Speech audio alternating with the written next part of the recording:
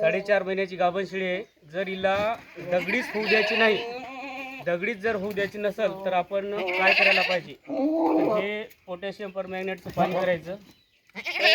हे असं पाणी करायचं आणि याच्यामध्ये हे सडं बुडवून घ्यायचे. हे असे सडं बुडवून घ्यायचे. हे जे पाणी लाल दिसते ते त्याच्यानं काय होते, निर्जंतुकीकरण होतात सगळे सडं आणि दगडी होणार नाही. जंत याच्यातून जाणारच नाहीत, त्यामुळं ही दगडी होणारच नाही. पण दगडी झालीच तर मग इथालियम नावाच्या 5-5 गोळ्या सकाळ संध्याकाळ पाण्यामध्ये मिळून हिला खाऊ घालायच्या.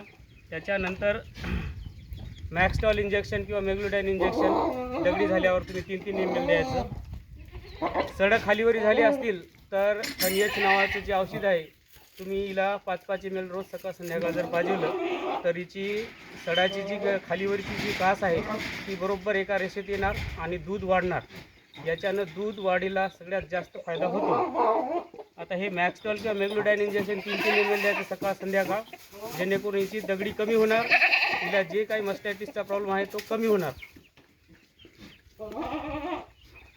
ही आयुर्वेदिक गोळ्या आहेत. 100 गोळ्याचं पाकिट येते. 5-5 गोळ्या द्यायच्या सकाळ संध्याकाळ. त्याच्याने याची दगडी सगळी कमी होऊन जाते. तुम्ही शेळीची दगडीच होऊ नये म्हणून सुरुवातीला आपण हे जे पाणी सांगितलेलं आहे, हे पोटॅशियम परमॅंगनेटचं पाणी आहे लाल, हे हिचे सडं असे याच्यामध्ये बुडवून घ्यायचे, जेणेकरून तिला